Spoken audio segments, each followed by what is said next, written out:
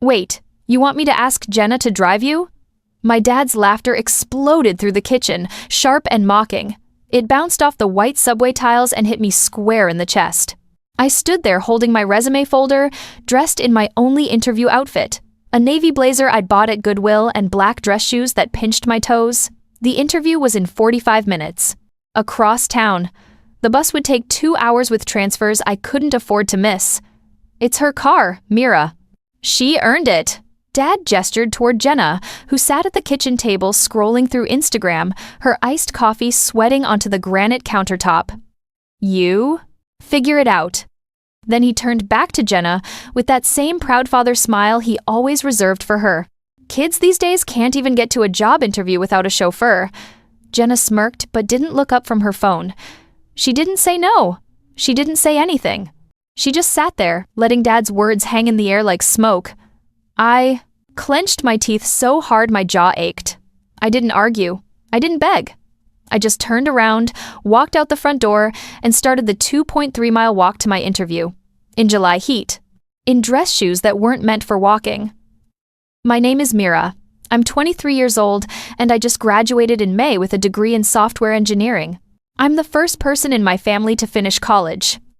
First generation, self-funded through scholarships, work-study programs, and eating ramen 4 nights a week. I'm also the second daughter, and in my house, being second meant being invisible. It meant hand-me-down expectations and brand new disappointments. If you've ever been the kid who got overlooked while your sibling got celebrated, drop a comment. If you've ever had to prove yourself twice as hard for half the recognition, I see you. And if you've got a revenge story of your own, tell me where you're watching from. Because what I'm about to tell you is proof that the best revenge isn't anger. It's success so loud they can't ignore it. That morning, walking past strip malls and gas stations with sweat already soaking through my blazer, I made myself a promise.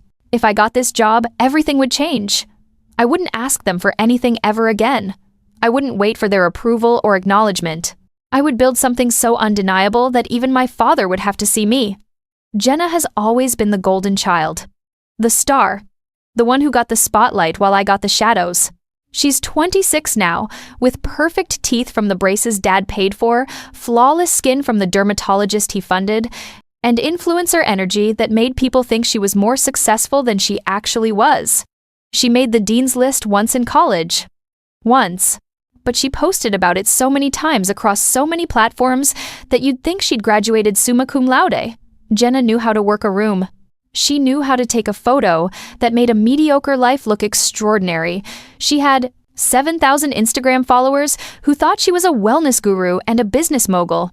In reality, she'd never held a job for more than 6 months. But Dad didn't care about that. He cared about presentation.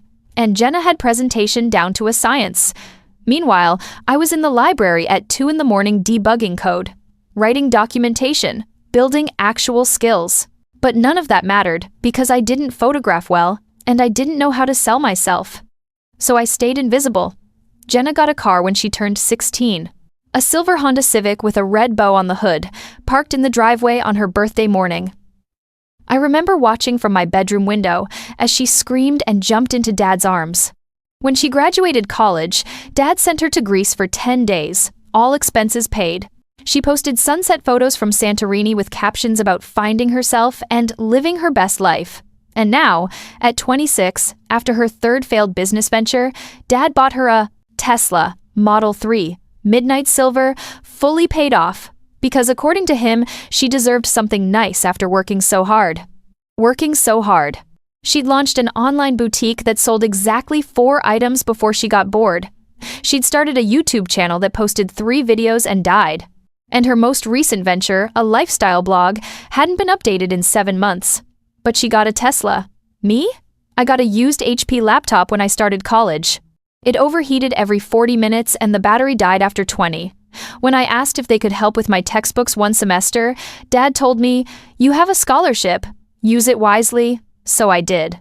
I used it for tuition, books, rent, and food, while Jenna posted brunch photos from rooftop restaurants.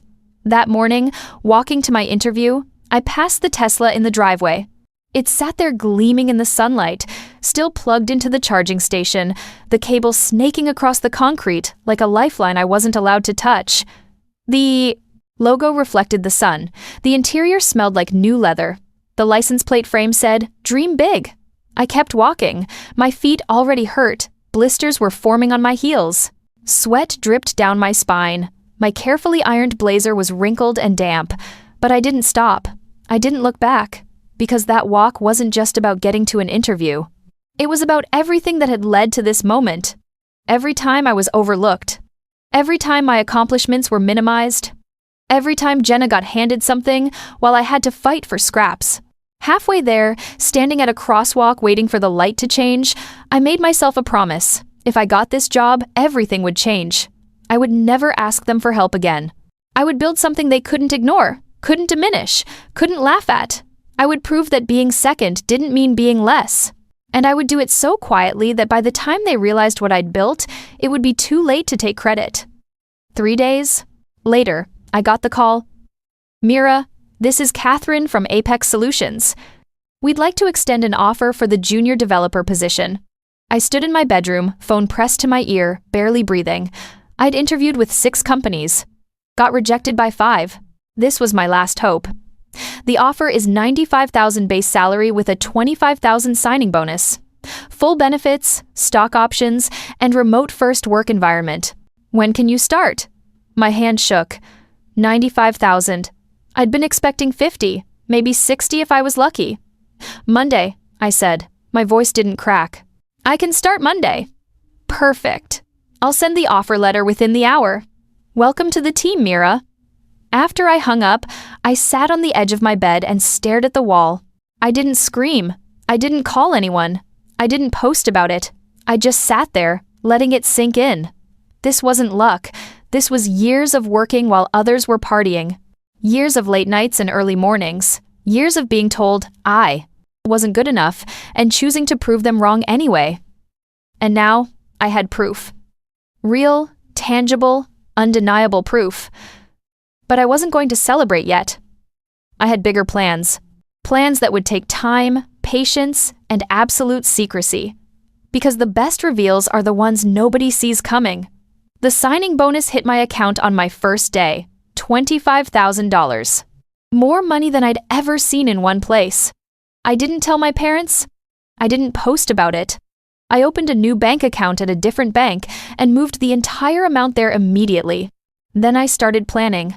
First, I found an apartment, a 1-bedroom in a new building downtown with floor-to-ceiling windows and a view of the city skyline. The rent was steep, but I could afford it now. I signed the lease that afternoon and set my move-in date for 2 weeks out. Then I went car shopping. I walked into the Audi dealership wearing jeans and sneakers. The salesman looked me up and down, clearly unimpressed. Young, female, casual clothes. He probably thought I was wasting his time. "Just looking," I said, wandering through the showroom. Then I stopped in front of a black-on-black Audi A5. Sleek, understated, exactly what I wanted. "I'll take this one," I said. The salesman blinked. "Would you like to discuss financing options?" "No, I'm paying cash." His entire demeanor changed. Suddenly, I was his most important customer. We finished the paperwork in less than 2 hours. I drove off the lot with my hands on the leather steering wheel, the engine purring beneath me, and my old life in the rearview mirror. And I still hadn't told anyone in my family a single thing. A week after I started my job, Jenna made an announcement at Sunday dinner. We were all gathered around the table. Mom had made pot roast. Dad was holding court at the head of the table like always. Jenna cleared her throat dramatically. "So, I have some exciting news. I'm launching a wellness startup." Dad's face lit up. "That's coming in 10. "Incredible, sweetheart. Tell us about it." Jenna launched into her pitch. Something about holistic living and female empowerment and creating a community of conscious consumers. It was all buzzwords and no substance, but Dad ate it up. "What do you need to get started?" he asked. $40,000 for branding, website development, and initial inventory.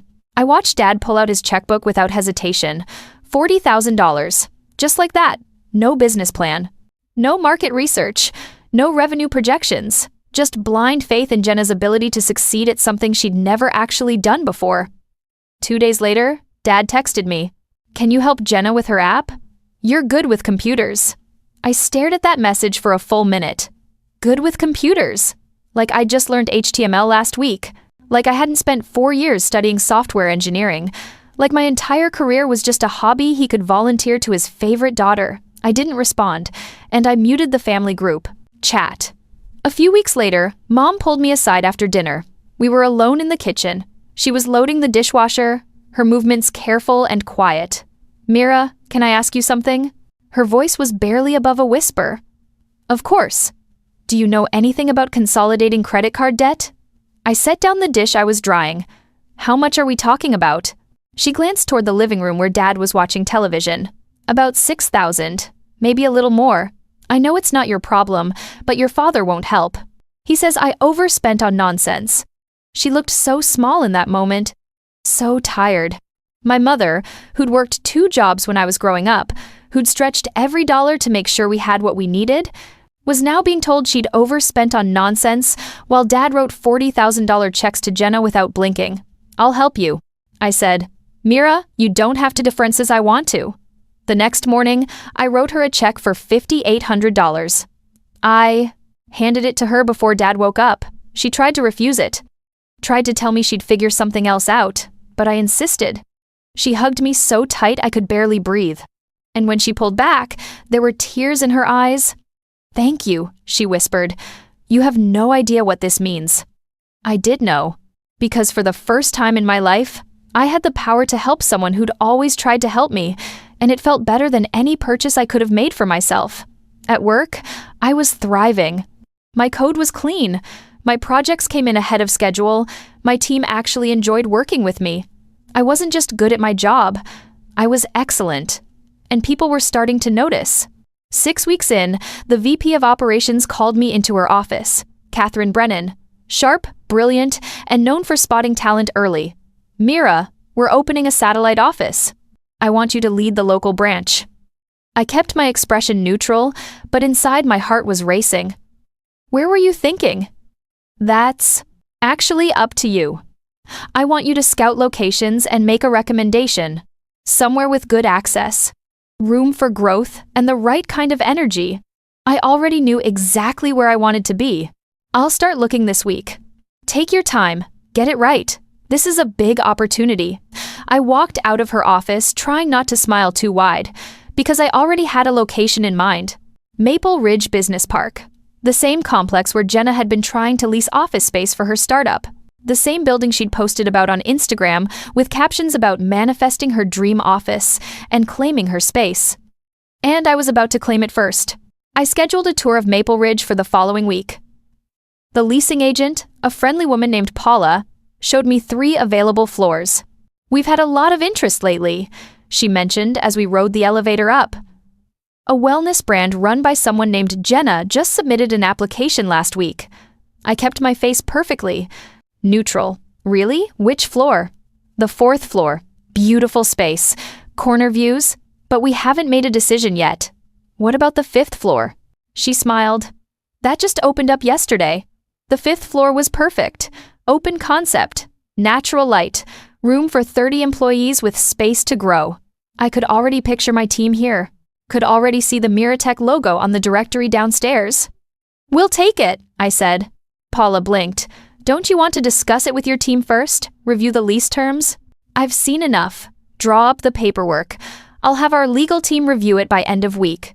2 days later, Jenna posted on Instagram a long caption about how corporate greed was pushing out small businesses, how she'd been rejected from her dream space for no reason, how the universe was testing her resilience. I liked the post, added a little heart emoji, because sometimes the sweetest revenge is watching someone blame the universe for consequences they don't even know. You created. The following weekend, Dad hosted a family barbecue. He grilled steaks and spent 20 minutes talking about Tesla charging stations and warranty coverage. Jenna sat on the patio in oversized sunglasses, scrolling through her phone. So I'm in talks with a mystery investor, she announced to the table. They're very interested in funding my Series A, Dad beamed. That's my girl, always hustling. Mom asked her about the business model. Jenna waved her hand dismissively. It's more about the energy right now. The business side will figure itself out. I ate my potato salad and said nothing. Then Dad turned to me. So Mira, still looking for work? I know a guy who runs a small IT company. Might have an entry-level position open. The table went quiet. Even Jenna looked up from her phone. I set down my fork, wiped my hands on my napkin, looked Dad directly in the eyes. Nah, I already found something. Started about 2 months ago, actually. You could have heard a pin drop. Dad's smile faltered. What? When? Right after graduation. Forgot to mention it. Jenna's fork clattered onto her plate. Where? I shrugged. Just a tech company. Nothing major. But the look on their faces told me everything I needed to know. For the first time in my life, I'd surprised them, and they didn't know how to handle it. After that, the questions started coming. Jenna was relentless. What company is it? How much are they paying you? Who's your manager? What do you actually do there? I gave the vaguest possible answers. It's a software development firm. I write code. Pretty standard stuff. She kept digging. Asked Mom if she knew. Started searching LinkedIn for any company that might have hired me. Even tried to get mutual friends to ask around, but I didn't give her anything concrete. Because I wasn't ready to reveal my full hand yet. I could see the jealousy creeping in, though. The way her smile tightened when I mentioned work. The way she'd changed the subject. Quickly. The way Dad's questions became more pointed, like he was trying to figure out if I was actually successful or just pretending. Let them wonder. Let them speculate. Because the reveal I had planned would be so much better if they didn't see it coming, and I was patient enough to wait for the perfect moment. At work, I crushed my first quarter. Our team launched 2 major features ahead of schedule. I received an Internal Innovation Award, and at the quarterly review, Catherine pulled me aside. You're exceeding every expectation, Mira. I want to give you something bigger. I'm ready. We're launching a new initiative. High visibility, big budget. I want you to lead it. This was it. The opportunity I'd been waiting for. I'm absolutely interested. Good. You'll have full autonomy on this. Pick your team, set your timeline, and choose the location for your headquarters. Actually, I've already been scouting locations. Catherine raised an eyebrow. That's proactive. There's a space in Maple Ridge Business Park, 5th floor, perfect for what we need. But I have one additional request. Name it. I'd like naming rights for the building lobby, corporate branding on the directory, MiraTech Headquarters. She studied me for a moment, then smiled. I like the way you think. Consider it approved. Make it happen. I walked out of that meeting feeling like I was floating. Everything was falling into place exactly as I'd planned, and the best part? Jenna still had no idea what was coming. Out of nowhere, Dad called me on a Tuesday evening. Mira, I've been thinking, you're at an age where you need to start understanding wealth management, investing, building a portfolio. I switched the phone to speaker and continued cooking dinner. Okay, most people your age don't understand how to handle money properly. They spend it all on rent and going out. I want to make sure you're setting yourself up for the future. I appreciate that, Dad. So I thought, maybe we could sit down sometime. I'll show you how to diversify, how to read market trends, the basics. I stirred my pasta and smiled. Actually, Dad, I've already diversified. Index funds, individual stocks, some alternative investments. I've been working with a financial advisor since I got my signing bonus. Silence. Your what? My signing bonus. $25,000. Used part of it for investments, the rest for my emergency fund and my car. More silence. When did you get a car? About 2 months ago. Needed something reliable. What kind of car, Mira? An Audi A5. Black on black. I could practically hear his brain trying to process this information. His underachieving second daughter, the one who'd needed a ride to a job interview, now had an Audi and an investment portfolio. Well, he finally said. That's good. That's really good. We hung up shortly after, and I laughed for the first time in weeks. Mom visited my new apartment for the first time in late September. I'd been putting it off, not sure how to explain the sudden upgrade without revealing everything. But she'd asked 3 times, and I couldn't avoid it anymore. She walked in and immediately stopped in the entryway. Her eyes swept across the open floor plan, the modern furniture, the floor-to-ceiling windows with their view of downtown. "Mira, this is beautiful. Thanks. I really love it here." She walked through slowly, taking everything in. The kitchen with its quartz countertops, the bedroom with its walk-in closet, the balcony overlooking the city. Then she looked out the window and saw the parking garage below, saw the black Audi in my designated spot. "Is that yours?" I nodded. She turned to me, and I braced myself for questions, for concern about how I was affording all this, for worry that I was in over my head. Instead, she pulled me into a hug. "I always knew you were building something," she whispered. "I just didn't realize how much." We spent the rest of the afternoon drinking tea on my balcony. She told me she was proud, that she'd always seen potential in me that others overlooked, that she was sorry she couldn't do more to help me when I was younger. And for the first time in years, I felt truly seen by someone in my family. Meanwhile, Jenna's startup was imploding. Her pitch deck somehow leaked online. Someone posted it to a venture capital forum, and investors tore it apart in the comments. $1 million valuation for aromatherapy NFTs? This reads like a vision board, not a business plan. Zero market research, zero competitive analysis, zero revenue model. Cute branding, absolutely no substance. The comments were brutal, and they were everywhere. Someone screenshot them and posted them to Twitter, then to Reddit. Within 48 hours, Jenna's pitch deck had become a cautionary tale about style over substance. She deleted her LinkedIn, stopped posting on Instagram, even her website went offline. At the next family dinner, Dad didn't mention her startup once. The $40,000 investment was never spoken of again. It was like her entire venture had been quietly erased from family history. But nobody asked me about my job. Not yet, because they still didn't know what I'd really built. In October, I submitted my final proposal to Catherine. The lease for Maple Ridge was signed. The space was being renovated to our specifications, and I'd secured naming rights for the entire building. The new signage went up on a Tuesday morning. The building directory now read, MiraTech Headquarters, with our logo prominent in the lobby. Paula, the leasing agent, called me that afternoon. "Just wanted to let you know, we had another inquiry from Jenna. Second application. She's asking about the 4th floor again." "What did you tell her?" "That we can't approve it. Conflict of interest with an existing tenant's brand identity. Company policy. Makes sense." She didn't take it well. Asked to speak to the owner. Threatened to post about discrimination on social media. I sighed. "I'm sorry you're dealing with that." "Don't be. We get it all the time. Usually from people who don't have their paperwork in order." She paused. "Can I ask you something?" "Sure." "Is she related to you?" I hesitated. "She's my sister." Paula was quiet for a moment. "Well, for what it's worth, you earned your space here." She didn't. That's business. After we hung up, I drove to Maple Ridge and stood in the lobby looking up at the directory. MiraTech Headquarters. My name, my company, my success. And Jenna's application was still under review, with no chance of approval.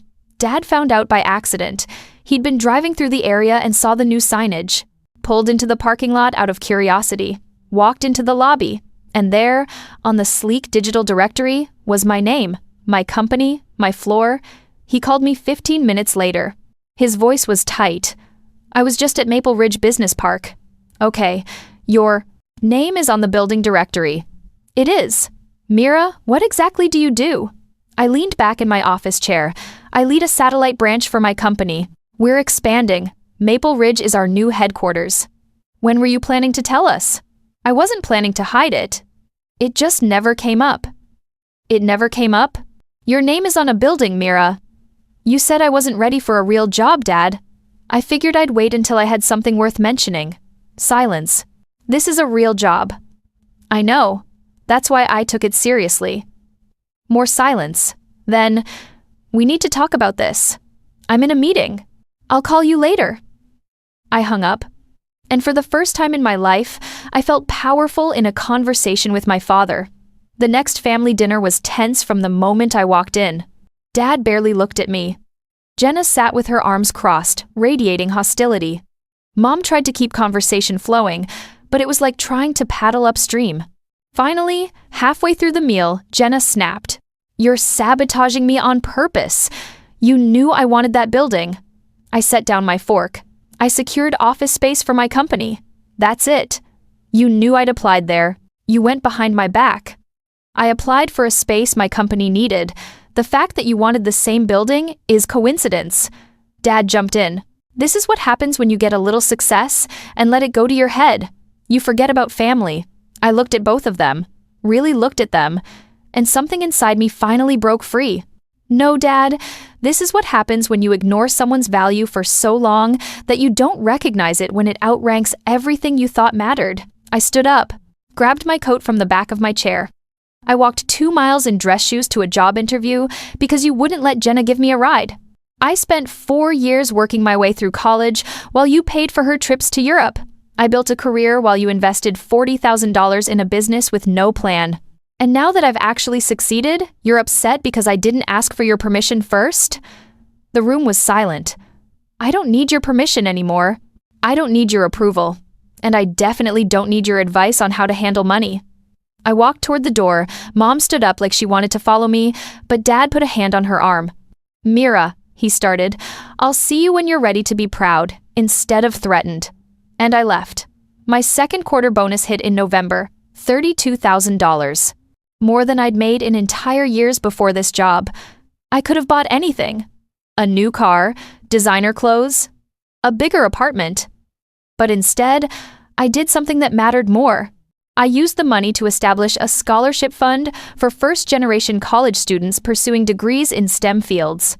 Full tuition coverage, textbook stipend, housing assistance. I named it the Carolina Martinez Scholarship Fund after my mother's maiden name. When I showed her the website, she cried. She sat at my kitchen table with her laptop open, reading the scholarship description over and over, tears streaming down her face. "You didn't have to do this." Yes, I did. Because someone should have done it for me. She pulled me into a hug and whispered, "Your father is wrong about you. He's always been wrong about you." For the first time in my life, I felt like my mother really saw me. Not as the second daughter, not as Jenna's little sister, just as me, as Mira. And that meant more than any bonus ever could. Jenna tried one more time to get space at Maple Ridge. Her third application came with a strongly worded letter about how she was being discriminated against based on familial relationships. Paula forwarded it to me with a note, "For your information, already denied. Just thought you should know what you're dealing with." The denial letter was straightforward. Application denied due to conflict with existing tenants' brand identity and business operations. This decision is final. Jenna posted about it on Instagram.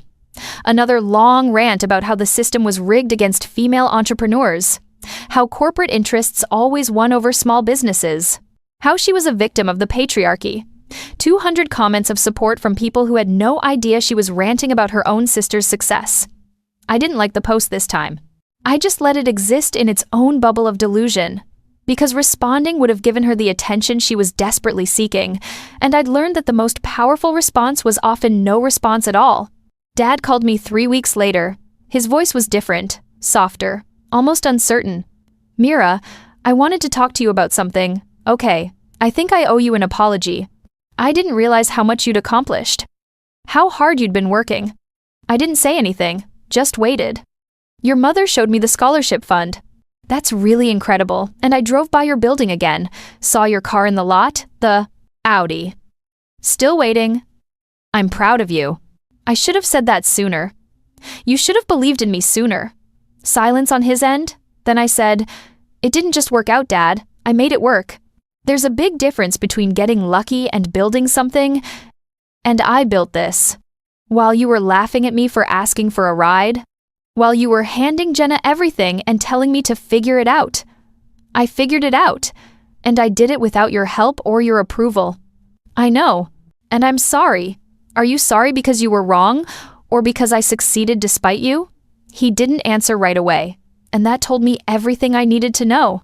"Both, probably," he finally admitted. We didn't talk much longer after that, but something had shifted. He'd finally admitted he was wrong, and that was more than I'd expected. 6 months after that interview, I was driving through downtown when I saw them. Dad and Jenna. Standing on a sidewalk next to the Tesla, dead battery. The car sat dark and lifeless, while they both stood there looking frustrated and helpless. Dad saw my car approaching, waved his hand to flag me down. I slowed down, rolled down the window, let them see me clearly. "Hey, Mira," Dad called out. "Think you could give us a lift? Battery died and the tow truck won't be here for another hour." Jenna stood behind him, her arms crossed, not making eye contact. I let the moment hang there. Let them wait. Let them remember the last time someone asked for a ride. Then I smiled. Sorry, I only give rides to people who believed in me from the start. And I drove away. Didn't look back. Didn't feel guilty. Just kept driving with both hands on the wheel of the car I'd bought myself, heading back to the office I'd earned in the building that bore my name. A year after that job interview, MiraTech hit $5 million in revenue. We moved into permanent headquarters at Maple Ridge, taking over 2 full floors. I promoted 3 team members and hired 15 more. I pulled into my reserved parking spot in a matte black Porsche Taycan. Not because I needed to prove anything anymore, but because I'd earned it. Because I'd walked 2 miles in dress shoes and turned that walk into an empire. The building directory in the lobby now listed 40 employees under MiraTech Headquarters. And at the very top, my name, Mira Chen, founder and CEO. I walked through the lobby with my coffee, past the scholarship wall where we displayed photos of our first 3 recipients, and into the elevator that took me to my office with its view of the entire city. Jenna still posts occasionally about her wellness journey, still talks about manifestation and finding her purpose, still lives at home with our parents, Dad calls sometimes, asks how work is going, tells me he's proud. And I believe him now, mostly. But I also know that his pride came after my success, not before it. And that taught me the most important lesson of all. You don't need people to believe in you before you succeed. You just need to believe in yourself enough to prove them wrong. And then you need to be gracious enough to let them catch up. Because the best revenge isn't making them suffer. It's succeeding so completely that they have no choice but to acknowledge you, and then choosing whether or not to let them back in.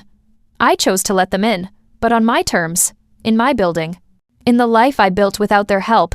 And every morning when I pull into that parking spot, I remember the girl who walked 2 miles in dress shoes. And I'm grateful for her, because she made all of this possible.